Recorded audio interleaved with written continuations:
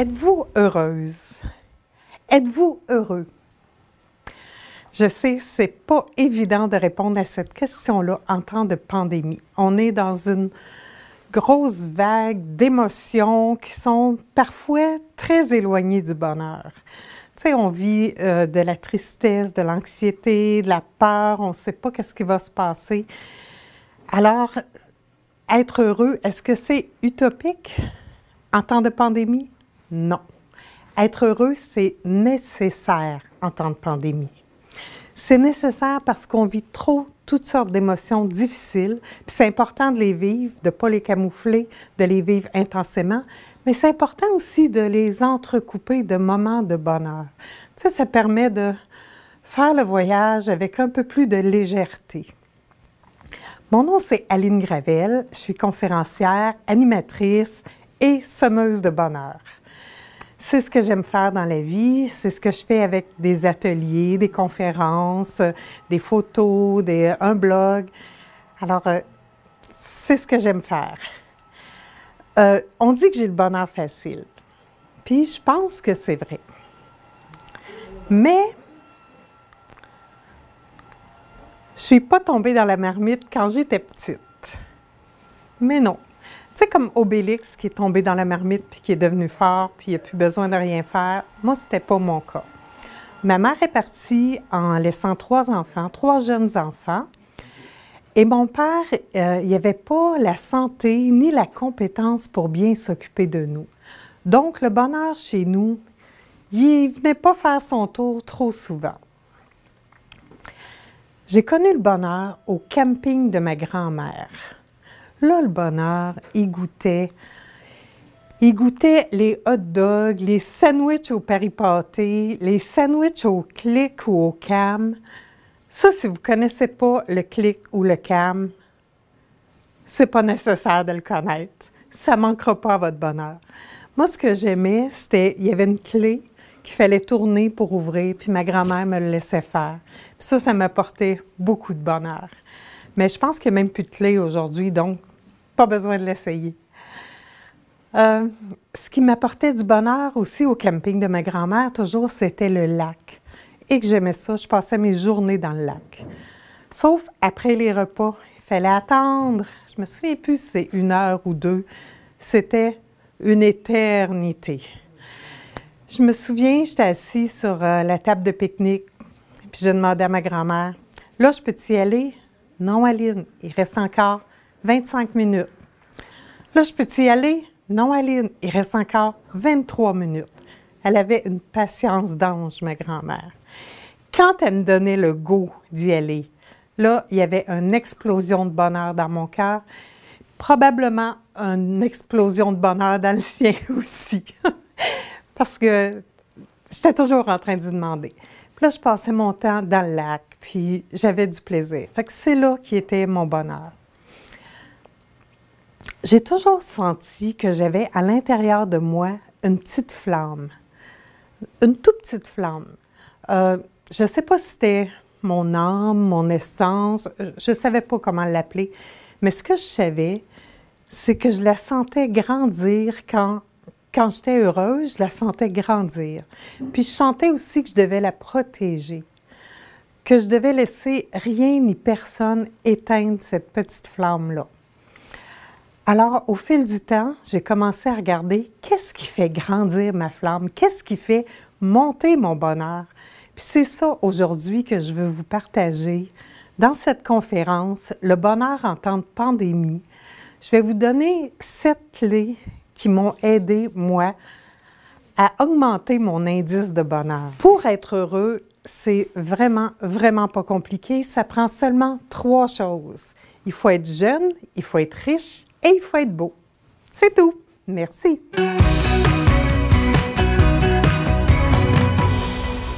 Ben non. Croyez pas ça, croyez pas ça. Tout le monde peut être heureux. Tout le monde, sans exception. Petit, grand, gros, maigre, riche, pauvre, tout le monde peut être heureux. Mais tout le monde n'est pas heureux de la même façon.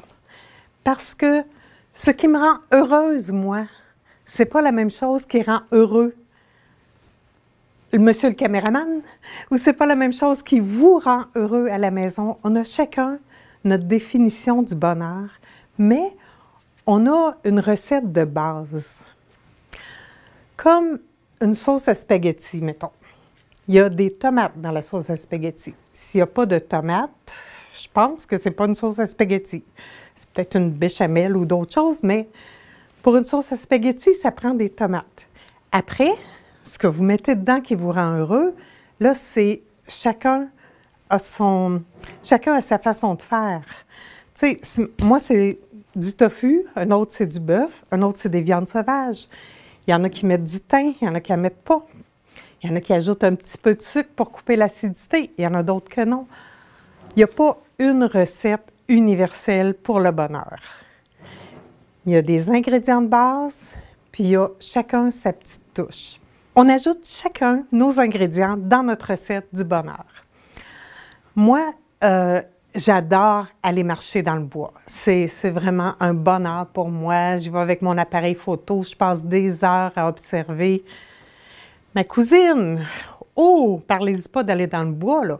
À part des couleuvres, à part des bébites, elle est allergique aux maringouins. C'est vraiment pas un bonheur pour elle. Mon autre cousine, elle aime jouer aux cartes. Les vendredis soirs, c'est sacré son jeu de cartes. Avant, c'était avec ses groupes d'amis, ses couples d'amis, mais là, c'est avec son mari pour l'instant. Mais elle manque jamais un vendredi soir de cartes. Elle a son petit plat de peanuts, de chips, de pretzel, son verre de coke, est heureuse. Moi, jouer aux cartes, j'aime moins ça. C'est pas que je sois une mauvaise perdante, mais si je gagne pas, j'aime pas ça. Il y a tout plein de choses comme ça qui nous rendent heureuses. Moi, j'aime les danses latines. J'aime le flamenco. Ma cousine, elle, c'est les danses en ligne. Elle, là, pour l'instant, elle pratique ses danses en ligne. Ça fait drôle de dire ça. Ses danses en ligne, mais elle est prête. Quand ça va réouvrir, quand ses groupes de danse vont réouvrir, elle va être là. Moi, j'aime moins ce style de danse-là. J'aime ça, mais ça ne me rend pas aussi heureuse qu'elle. Une autre chose aussi, ce qui me rend heureuse aujourd'hui, le bonheur, ça fluctue. Ce qui me rend heureuse aujourd'hui, c'est pas ce qui me rendait heureuse v'là 20 ans ou v'là 30 ans. Moi, à 20 ans, ce qui me rendait heureuse, c'était de me crêper le toupette, de mettre une demi-bouteille d'Esprit Net, mes vêtements fluo, puis d'aller danser jusqu'aux petites heures du matin. À 30 ans, c'était pas tout à fait la même affaire qui me rendait heureuse. À 30 ans, je faisais des monologues pour dénoncer des situations, pour sensibiliser les gens. J'ai fait des monologues sur la violence conjugale, j'en ai fait sur la pauvreté, j'en ai fait sur la santé mentale. J'ai fait la marche des femmes contre la pauvreté. À 30 ans, c'était ça qui me drivait, c'était ça mon bonheur. Aujourd'hui, à 60 ans, mon bonheur, c'est de faire des photos, d'écrire, de présenter des conférences, d'échanger avec les gens, de semer du bonheur un petit peu partout sur mon chemin. Tantôt, je vous ai dit que pour être heureux, il fallait être jeune, beau et riche. Hein? Je ne sais pas vos réactions à la maison, mais j'imagine que vous avez réagi à ça. J'imagine que vous avez trouvé que ça n'avait pas de bon sens. Pourtant, je connais beaucoup de monde qui le pense vraiment. Je connais des gens que je nommerai pas, mais qui disent « Ah, si je pouvais gagner le million, là, Caroline, que je serais heureuse. Ah, si j'étais plus mince, là, ah, que je serais heureuse. Ah, si j'étais plus jeune, ah, j'en ferais des affaires, je serais heureuse. » Illusion, c'est pas là qui est le bonheur, c'est pas ça qui rend heureux. Ça, je l'ai appris de façon très brutale en avril 1975. Pour certains jeunes qui nous écoutent, c'est presque de la préhistoire, là, mais non, j'avais 15 ans en 1975 et je l'ai appris de façon très brutale. J'étais en amour avec Mike Brent. Non, mais y es-tu assez beau? Hein? Mike Brent qui chantait « Laisse-moi t'aimer toute une nuit ». Bon, je la chanterai pas toute, là. Mais j'étais en amour, j'avais son poster dans ma chambre, j'avais sa photo en dessous de mon oreiller. C'était l'amour de ma vie, là.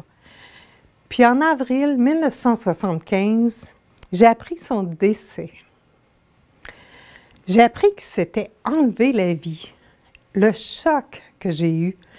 Parce que pour moi, Mike Brent, il était beau, il était riche, il était jeune, il était adulé de tout le monde, il était aimé. Il n'y avait comme pas de raison d'être malheureux. Il devait être habité de bonheur.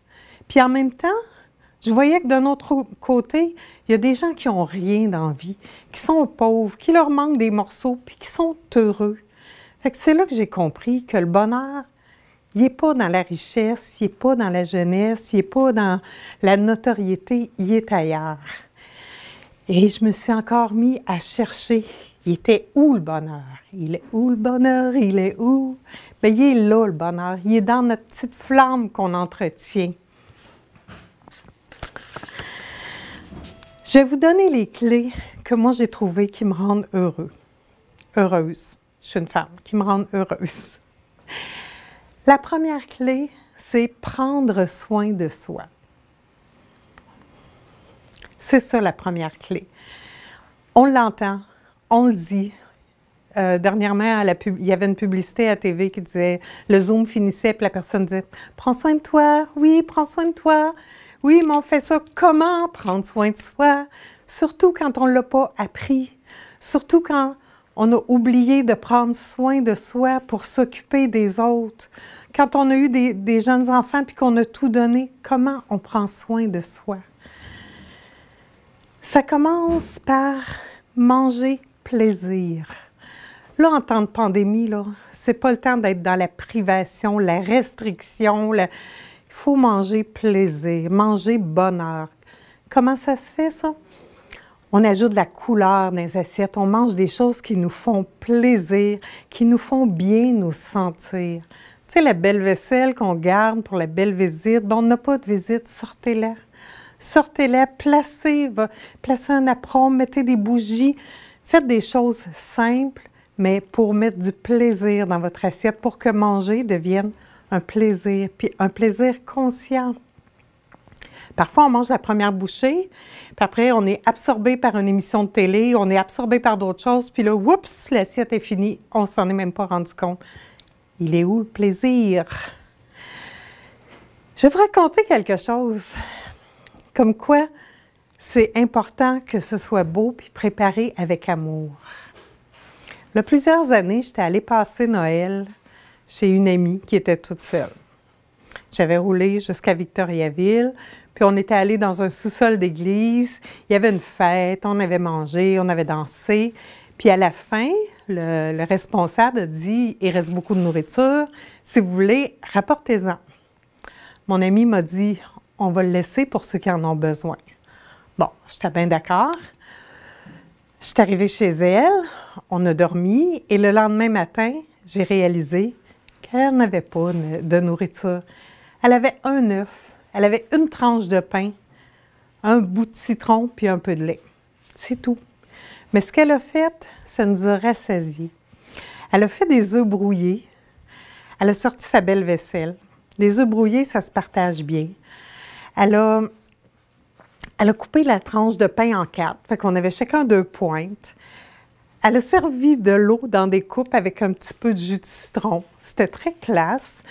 Puis, elle avait une grosse pierre pour moudre le café. Elle a pris le temps de moudre le café. Ça sentait bon, là.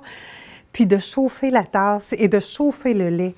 Mais toutes ces petites attentions-là ont fait qu'on était rassasiés. Tu sais, je n'avais pas mangé 2 œufs bacon, 2 toasts, là. J'avais mangé un demi-œuf, 2 pointes de pain, puis j'étais rassasiée. Alors, en préparant les choses avec amour, ça nous donne du plaisir, ça augmente notre bonheur. S'hydrater. En parlant de s'hydrater, je vais boire une petite gorgée. Si vous êtes comme moi, souvent, on oublie de boire. Pourtant, c'est tellement important parce que c'est ça qui élimine les toxines, c'est ça qui fait circuler les nutriments. Et puis, quand on ne boit pas assez, on peut se sentir fatigué. On peut avoir des maux de tête. Puis ça, c'est pas le bonheur, avoir mal à la tête quand tu te lèves le matin, là. Alors, boire, c'est super important.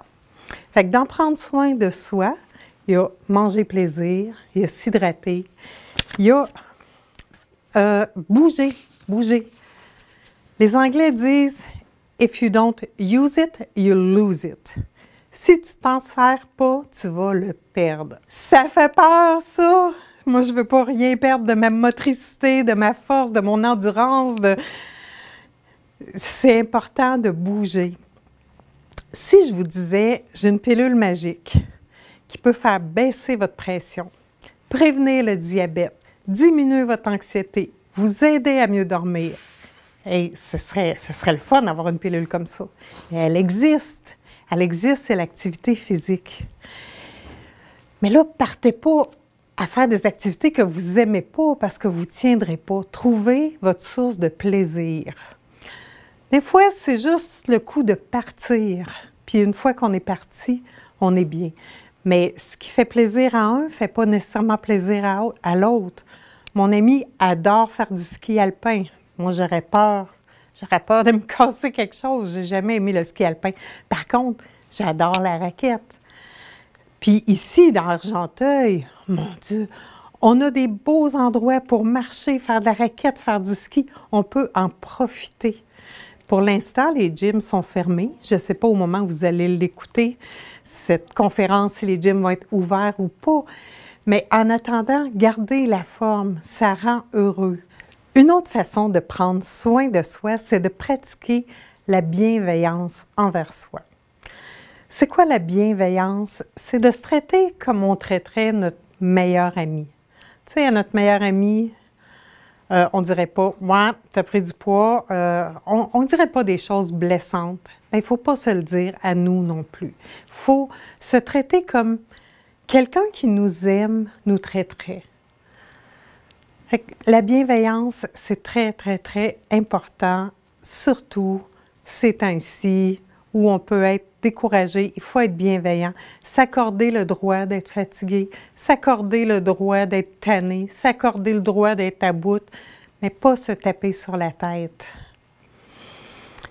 Une autre façon de prendre soin de soi, c'est de relaxer.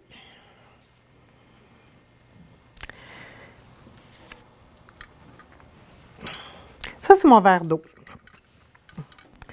Il y en a à peu près jusque-là, de l'eau.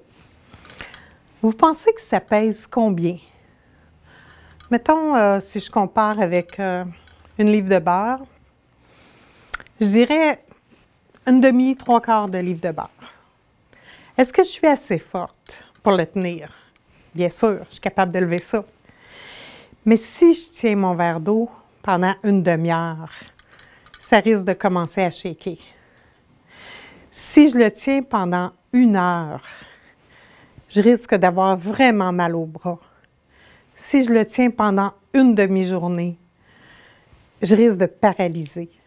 Donc, ce qui est important, c'est de déposer notre verre d'eau. Depuis presque un an, on tient bon. On est confiné, on tient bon. On porte des masques, on tient bon. Il y a la distanciation sociale, on tient bon. À un moment donné, là, il faut relâcher la pression. Il faut se donner des breaks, se donner des pauses. Comment on fait ça? La méditation est une bonne façon de se donner des pauses. Mais là, partez pas à dire « Ah, je vais méditer pendant une heure, je vais mettre de l'encens, des bougies, je vais m'asseoir en lotus, je ne bougerai pas. » Vous n'aimerez pas ça, puis ça ne vous fera pas de bien. Méditez à votre façon. Essayez, allez sur Google, tapez « méditation du matin », essayez 10 minutes. Essayez juste Une méditation qui est très efficace, c'est de s'asseoir avec un thé chaud ou un café chaud et juste rien faire le temps qu'on le boive. Tu sais, il y a plein de façons de méditer. Ça peut être d'aller marcher en silence dehors puis d'observer la nature. C'est une forme de méditation, ça aussi. Si vous allez marcher dehors, je vais vous raconter quelque chose. Quand vous étiez petit, là, les arbres, est-ce que vous dessiniez le tronc brun foncé et les feuilles comme un nuage vert au-dessus? On est une gang à avoir dessiné les arbres comme ça. Bien, la prochaine fois que vous irez marcher au bois, dans le parc, regardez la couleur des troncs. Vous allez avoir une surprise. Je ne vous dis pas, vous allez avoir une surprise. C'est ça, c'est une façon de relaxer, d'aller marcher, de se connecter avec la nature. Il y a des exercices qui s'appellent aussi la cohérence cardiaque. Vous allez trouver ça facilement sur Google. C'est une vidéo qui montre une petite bille qui monte et qui descend, et vous accordez votre respiration à ce rythme-là. Vous inspirez quand elle monte, vous expirez quand elle descend. Juste 5 minutes de ça, ça calme, ça dépose votre verre d'eau, ça vous fait une pause, parce qu'on a besoin de pause, on a besoin de se faire du bien. Des mouvements répétitifs aussi, c'est une forme de relaxation. Le tricot est un mouvement répétitif. Travailler le bois peut être des mouvements répétitifs. Faire du Zentangle, faire du coloriage, faire du petit point, faire des choses qui demandent votre attention puis qui sont des mouvements répétitifs, ça aussi, ça aide à la détente. Toujours dans prendre soin de soi. Dormir. Dormir suffisamment. Puis si ces temps-ci, vous avez besoin de dormir un petit peu plus, bien dormez un petit peu plus. Puis essayez d'avoir un sommeil de qualité. Comment on fait ça, avoir un sommeil de qualité? Fermez vos écrans au moins 1 heure avant de se coucher. Il y en a aussi que ça les aide de dormir avec une couverture qui est lourde. Sauf si tu es en ménopause, ça s'appelle désabri, abri, désabri, abri. Quel autre truc? Un bain, de la camomille, de l'huile essentielle. Faire une liste. Si vous savez qu'il y a des choses qui vont vous empêcher de dormir parce que vous allez toujours y penser, faites-vous une liste pour le lendemain. Comme ça va vous le sortir de la tête. Quand j'étais petite, j'avais des gros problèmes de sommeil. Puis pour contrer ça, je me racontais une histoire. Toujours la même histoire. J'étais sur une belle plage, puis au loin, il arrivait un cheval blanc avec un chevalier, puis on partait ensemble vers le château, puis c'était une longue histoire. Puis au fil des nuits, mon histoire a rapetissé, parce que mon esprit ne s'égarait pas, mon esprit était focus sur une chose. Alors, au fil du temps, le cheval n'a même pas eu le temps d'apparaître. Ça, c'était un petit peu décevant, par exemple, mais je tombais endormie. Aujourd'hui, je pratique encore la même technique, mais ce que je fais, j'ai d'autres histoires. J'ai une histoire d'une petite maison dans un champ. Souvent, je n'ai même pas le temps de me rendre à la maison que je tombe endormie. C'est sûr qu'hier soir, avant cette conférence-là, j'ai eu plus de misère à m'endormir un peu. Si j'avais repris l'histoire de mon enfance avec le prince charmant, j'aurais eu le temps de le voir arriver, puis de le marier, puis peut-être d'avoir des enfants. OK. Ça, c'était toute la première clé. Manger plaisir, bouger, s'hydrater, pratiquer la bienveillance, relaxer et bien dormir. Ça, c'était la première clé. C'est des choses de base, mais c'est des choses qu'on oublie parfois quand on est happé par le tourbillon de la vie. La deuxième clé, c'est trouver ce qui vous rend heureux et faites-le plus souvent. C'est pas compliqué, mais il faut se transformer en Colombo.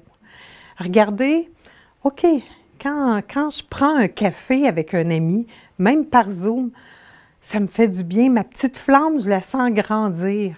À ce moment-là, je peux le faire plus souvent, parce que je sais que ça me rend heureuse.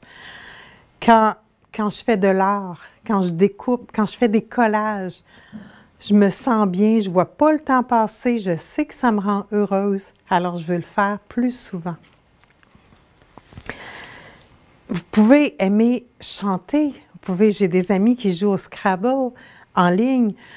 Trouvez ce qui vous rend heureuse et faites-le.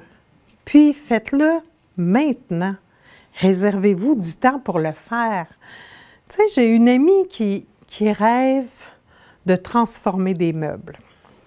Mais elle rêve de transformer des meubles les fins de semaine, parce que la semaine, elle travaille. Puis la fin de semaine, il arrive d'autres choses. Donc, elle rêve de transformer les meubles à ses vacances. Puis à ses vacances, il arrive toujours quelque chose d'autre. Donc, elle rêve de transformer les meubles à sa retraite. Je ne sais pas si elle va finir par les transformer, ces meubles à sa retraite, je ne sais pas. Alors, il ne faut pas attendre. Il faut se donner un espace pour le faire. Si vous étiez pour accompagner votre enfant à l'aréna ou à la piscine, vous passeriez ce temps-là à attendre? Bien, donnez-vous du temps pour vous, pour faire ce que vous aimez. C'est très, très important. La troisième clé, c'est semer du bonheur autour de vous. Puis ça, c'est plus facile qu'on pense. Comment on fait ça? Tout simplement. On peut faire du bénévolat. On peut faire, cet hiver, il y a eu une belle initiative dans Argenteuil qui a été inspirée d'une autre de Gatineau. Les gens ont créé des cartes de Noël pour tous les résidents, toutes les résidences d'Argenteuil. Ça, c'était un geste magnifique qui a semé beaucoup de bonheur aux résidents et résidentes, mais qui a aussi semé du bonheur dans le cœur des personnes qui les ont préparé ces cartes-là. Ça peut être de rendre service. C'est des petits gestes, le bonheur. Ça peut être simplement de sourire. Je vais vous raconter une histoire. J'aime ça vous raconter des histoires.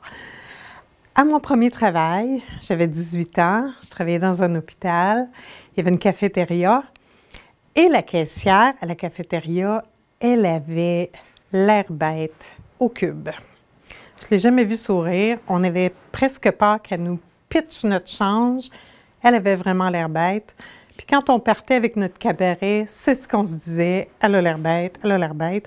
Donc, plusieurs, ils faisaient l'air bête en retour. Ça faisait une gang d'air bêtes à l'heure du lunch, c'était pas beau. Une journée, je ne sais pas ce qui m'a inspirée, j'ai décidé de faire différent. Je suis arrivée devant elle, puis j'ai dit « Bonjour, comment ça va? » Elle a été sonnée. Puis moi, j'étais nerveuse, je n'ai pas attendu sa réponse, je suis partie m'asseoir. J'ai vu qu'elle était sonnée, mais je n'ai pas vu plus. C'est le lendemain que j'ai vu l'impact que mon sourire avait eu. Le lendemain, je suis arrivée devant sa caisse, j'ai vraiment pas eu peur qu'elle me pitche mon change. Elle avait un sourire, un éclat dans le regard. On ne sait pas ce qu'elle vivait, cette femme-là. On ne sait pas ce qu'elle vivait, puis on y retournait juste des airs bêtes. Fait que des fois, quand quelqu'un a l'air bête, c'est peut-être la personne qui a le plus besoin d'un sourire. Puis, on peut sourire avec ou sans masque.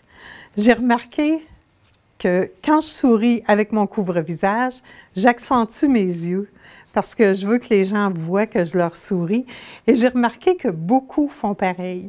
Donc, un jour, on va être une gang à avoir des belles petites rides qui montent vers le haut, des belles petites rides de bonheur. Une autre façon de semer du bonheur, c'est en donnant du sens à son travail. Je vais vous raconter une histoire. Je vais prendre une gorgée d'eau, je vais vous raconter une histoire. Une fois, il y avait 3 tailleurs de pierre qui travaillaient, qui taillaient des pierres. Puis là, il y a un homme qui a passé, puis il a vu le premier tailleur de pierre qui avait l'air accablé. Il travaillait. Puis là, il demandait « Qu'est-ce que vous faites? » Le premier tailleur de pierre dit « Ben, je taille des pierres, puis c'est un job dur, puis je suis ma vie, puis j'aime pas ça, puis c'est difficile. » Ah, OK. Le deuxième, qui faisait exactement la même job, il avait l'air accablé aussi, mais peut-être un petit peu moins. « Ah, moi, je gagne ma vie, je fais vivre ma famille, mais je taille des pierres, c'est pas facile. » Le troisième, qui faisait exactement le même job, mais lui, il avait l'air tout heureux. Alors, c'était quoi la différence? L'homme, il a dit, « Qu'est-ce que vous faites? » Il dit, « Moi, monsieur, je taille des pierres et je bâtis des cathédrales. » Alors, la différence, ce qui faisait son bonheur, c'était le sens qu'il avait trouvé à son travail. Tu peux être coiffeuse, couper les cheveux, ou tu peux être coiffeuse, puis redonner de la confiance aux femmes, les faire se sentir belles. C'est ça, trouver un sens à son travail, puis ça augmente notre indice de bonheur. Et ça sème du bonheur autour de nous. Fait que c'est ça la clé numéro 3, semer du bonheur autour de nous. La clé numéro 4, c'est vivre l'instant présent. Ça, c'est pas toujours évident de vivre l'instant présent. C'est pas évident d'avoir notre esprit, notre cœur et notre corps au même endroit. Des fois, notre esprit part dans le passé. Alors là, on risque de vivre soit de la nostalgie, du regret, de la culpabilité. Des fois, notre pensée part dans le futur. On risque de vivre des peurs, de l'anxiété. Alors, revenir à l'instant présent, parce que nos pensées sont d'une puissance phénoménale. Une fois, avant plusieurs années, j'avais un petit commerce. J'étais copropriétaire d'un commerce à La Chute, puis il y avait un concours de plus belles vitrines. Alors, j'étais chez nous, dans le bois, dans mon jardin, et je jardinais en me disant, « Ah ouais, dans ma vitrine, je vais mettre une belle de foin, je vais mettre une roue, je vais faire ça à l'ancienne, je vais faire ça. » Je jardinais, là, je ne sais pas ce que je faisais au juste, mais j'étais toute dans ma vitrine à La Chute en train de la préparer. Dans l'après-midi, c'était à mon tour à travailler, j'étais en train de faire la vitrine à La Chute et je me disais, j'ai-tu planté trop de plantes de tomates? J'ai-tu désherbé ça? J'ai-tu cueilli ça? C'est ça. Mon corps et mon esprit n'étaient pas au même endroit. Si je vais à Harrington, puis que tout le long, je pense à mes comptes à payer, je pense au déneigement, je pense à ci, je pense à ça, je ne suis pas dans l'instant présent. Je manque les belles vallées, je manque les fermes, je manque les animaux, je manque les oiseaux. C'est ça, être dans l'instant présent, c'est vraiment voir ce qui est là. Puis, pour vous démontrer la puissance des pensées, vous connaissez peut-être quelqu'un qui dit « Ah, moi, je suis gaffeuse. Moi, je suis gaffeuse, là. Moi, je fais toujours des gaffes. » Qu'est-ce qui arrive avec cette personne-là? Elle fait des gaffes. Moi, là, je suis toujours dans la mauvaise ligne à l'épicerie. Toujours dans la ligne que ça bloque, que la caisse enregistreuse, elle bloque, qu'il y a un prix qui ne passe pas. Je suis toujours comme ça. Qu'est-ce qui arrive? Il est dans la mauvaise ligne. Est-ce qu'il est vraiment toujours dans la mauvaise ligne? Non. Mais il remarque toujours quand il l'est. La personne qui fait des gaffes, est-ce qu'elle fait toujours des gaffes? Non. Mais elle remarque toujours quand elle fait. Donc, si on peut se programmer négativement, on peut peut-être aussi se programmer positivement. Mais ça, c'est une autre affaire. La pensée, c'est à la base de nos émotions. Je vais vous raconter une histoire. J'aime ça raconter des histoires. Admettons que vous êtes jeune. Vous arrivez chez votre grand-mère. Elle a fait une tarte aux pommes qui sort du four, là. Ça fait pas longtemps qu'elle est sortie, là. Ça sent bon, là. Ça sent l'amour. Puis là, elle vous en sert une pointe un peu plus généreuse que ce que votre mère vous aurait servi. Et là, elle met une boule de crème glacée dessus qui fond doucement. Puis elle vous apporte un verre de lait, là, du lait glacé, tellement qu'il y a des petites perles d'eau, là. Ça perle de la condensation sur le bord du verre, là. Puis là, vous asseyez, puis vous prenez une grande gorgée de lait. Et le lait, il est caillé. Il est plein de motons. Arc! Je ne sais pas comment vous êtes à la maison, mais avez-vous eu mal au cœur? Avez-vous fait une grimace? Il me semble que oui. Je suis à peu près certaine que oui. Pourtant, l'avez-vous bu, ce verre-là? Non, vous l'avez simplement imaginé.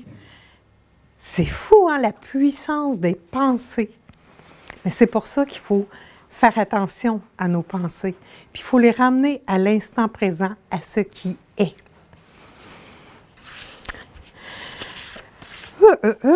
La cinquième clé, la cinquième des 7 clés, c'est de trouver sa tribu.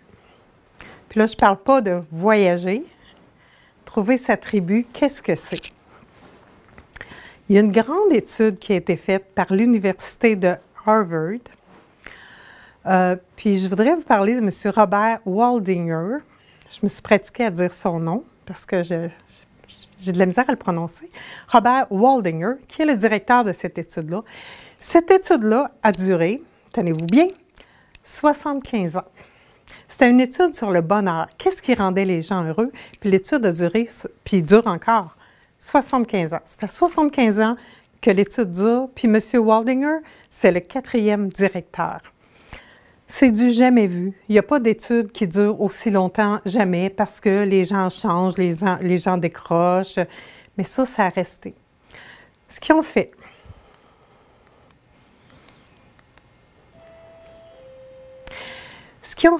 c'est qu'ils ont demandé à 724 garçons, la moitié qui étaient étudiants à Harvard, puis la moitié qui venait des milieux défavorisés, là, des milieux très durs, des quartiers pauvres de Boston. Puis ils les ont suivis pour savoir qu'est-ce qui les rendait heureux.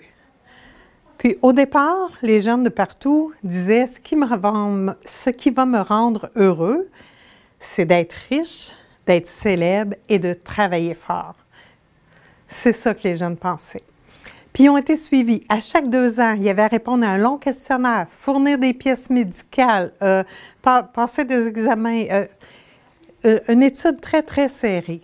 Et ce qui a été démontré, c'est que ce n'était pas la richesse, la célébrité ou le travail dur, c'était le réseau social qui faisait que ces gens-là étaient plus heureux, en meilleure santé physique, en meilleure santé mentale. C'est peut-être pour ça que c'est si dur actuellement, la pandémie, parce qu'on est éloigné de notre clan, on est éloigné de notre tribu. Puis c'est quoi notre clan ou notre tribu? Ça peut être notre famille, ça peut être nos amis, ça peut être un groupe d'appartenance. Mon cousin a trouvé sa tribu chez les AA. Il y en a d'autres qui trouvent leur tribu dans une chorale, qui trouvent leur tribu dans un groupe d'art. On peut trouver notre tribu n'importe où.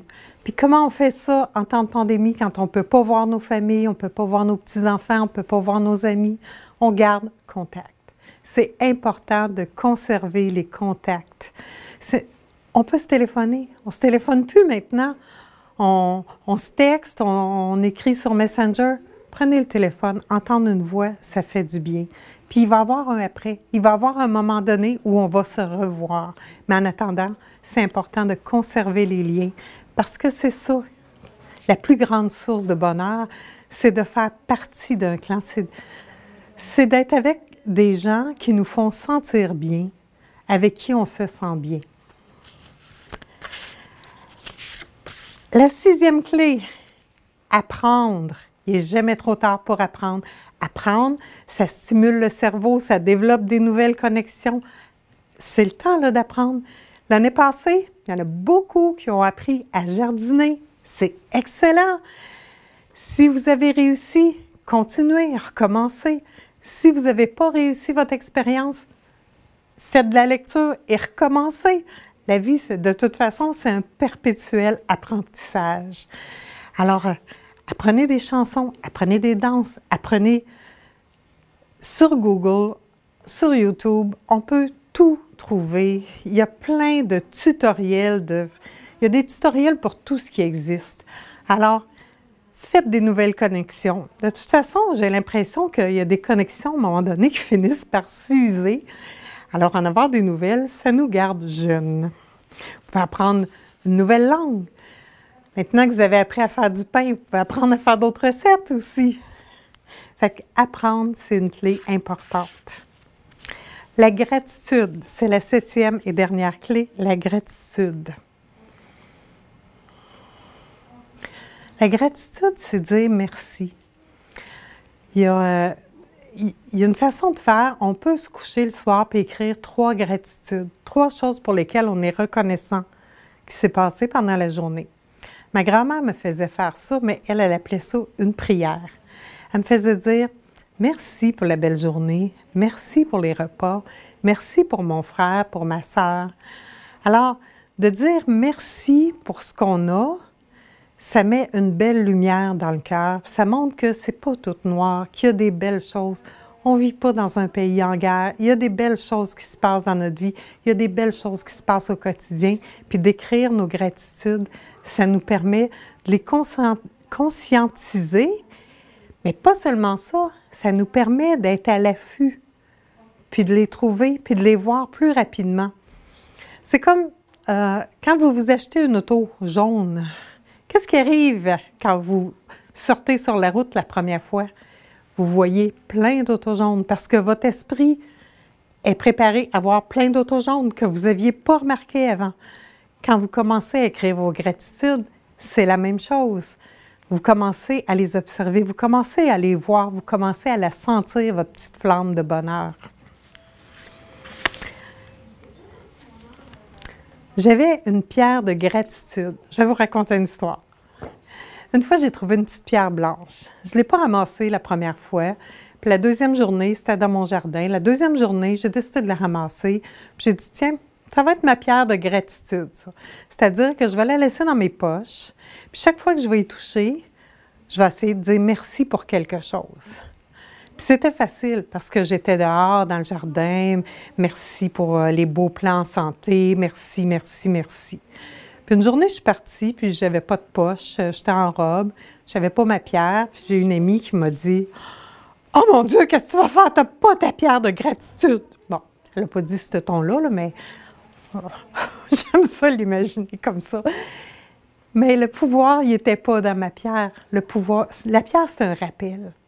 Fait que j'ai décidé cette journée-là, c'était mon bijou qui était pour être ma pierre de gratitude. Ça peut être un bracelet, n'importe quel, n'importe quoi qui va vous ancrer puis qui va vous rappeler. Puis quand c'est plus sombre, je touche à mon ancrage, puis là, j'essaie de trouver des belles choses qui sont dans ma vie. Puis c'est pas de se cacher la tête dans le sable, c'est de s'adoucir le quotidien. Tu sais, on vit des choses difficiles, c'est normal qu'on les vive, mais il faut aussi mettre le spotlight sur les choses légères, faciles, qui nous aident. J'ai une clé bonus, c'est écrivez. Ça, c'est ma clé bonus. Ça, ce que vous voyez présentement, c'est mes journaux. J'ai l'écrit à tous les jours, depuis très, très longtemps. Ce n'est pas mes journaux, je me reprends, c'est une partie de mes journaux. Qu'est-ce que je mets dans mon journal de bord? Je mets tout. Je fais un vide-tête. Ça, je vais vous expliquer ça. C'est une technique trop puissante. Je ne sais pas si ça vous arrive, mais moi, parfois, je me réveille en même temps que l'anxiété. Ça fait « Oh! Là, il faut que je fasse ça, il faut que je fasse ça, il faut que je fasse ça, il ne faut pas que j'oublie ça, il ne faut pas que j'oublie ça. » Puis là, c'est la fin du monde. Là, ma petite flamme, là, elle se fait agiter comme ça. Alors, ce que je fais, je vais dans mon cahier, je me dessine une petite bonne femme, ou pas. Ou ça peut être un petit bonhomme, juste une tête comme les bonhommes sourires, mais qui ne sourit pas. Puis là, autour, je mets tout ce qui m'angoisse, tout ce qui se promène dans ma tête. Là. Puis là, ce que je réalise chaque fois, c'est qu'il y en a beaucoup moins sur mon papier qu'il y en a dans ma tête. Pourquoi? Sur mon papier, je ne vais pas écrire 30 fois « il faut que je paye Hydro ». Mais dans ma tête, ça va repasser. Alors, une fois que c'est sur papier, je peux me dire, regarde, ça prend 10 minutes, ça, je peux le faire, ça, je peux demander de l'aide. Et c'est instantanément apaisant. Fait que je fais ça aussi dans mon journal de bord. Un journal de bord, c'est aussi pour garder des traces.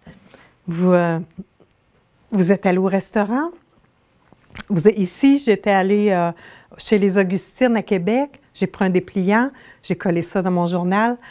C'est le fun de relire ça après. C'est de garder des traces parce qu'on oublie trop souvent. Ça, c'est des traces d'une seule journée. Après ça, je fais des bilans. Le bilan de mon année, qu'est-ce qui est arrivé en mars de vraiment qui s'est démarqué, qu'est-ce qui est arrivé en avril. Vous pouvez faire des listes. C'est le fun de faire des listes. Des listes des livres que j'aimerais lire, des listes des livres que j'ai lus, des livres, des films que j'aimerais voir, des films que j'ai vus, que j'ai aimés, des listes de quoi? Des listes de mes qualités, des listes des idées créatives que j'ai, des listes de voyages que j'aimerais faire, des listes de restaurants que je vais aller visiter plus tard, des listes de places que je vais aller visiter. Faites des listes, c'est le fun, c'est libérateur, c'est motivant aussi. Vous pouvez, dans votre cahier aussi, faire des affirmations puissantes. On a vu tantôt que la pensée, c'était puissant. Si je fais des affirmations, j'ai confiance en moi, j'ai confiance. Si je me répète ça, je vais finir par avoir confiance en moi. Alors, c'est ça. Oh, les pages du matin. Les pages du matin, si vous avez la chance de lire Julia Cameron, elle propose le matin au lever d'écrire 3 pages. On écrit quoi? On écrit tout ce qui nous passe par la tête. Puis quand on ne sait plus quoi écrire, on écrit « je ne sais plus quoi écrire ». Ça fait des années que je fais mes pages du matin. Au début, c'était très redondant, mais des fois, il sort des belles petites perles puis des idées nouvelles. C'est un bel exercice que je vous invite à faire. Alors, si vous voulez, vous pouvez me suivre sur l'effet créatif. J'ai un nouveau site web, un bébé site web que je vais alimenter au fil des semaines. Puis, je suis très présente sur Facebook aussi. J'espère que vous avez pris quelques ingrédients que vous pourrez ajouter à votre sauce à spaghetti. J'espère que vous avez pris quelques idées pour rendre votre quotidien plus doux, parce que c'est ça, on a besoin de douceur et d'amour, et c'est ça que je voulais vous transmettre aujourd'hui, un petit bout de ma flamme. Merci!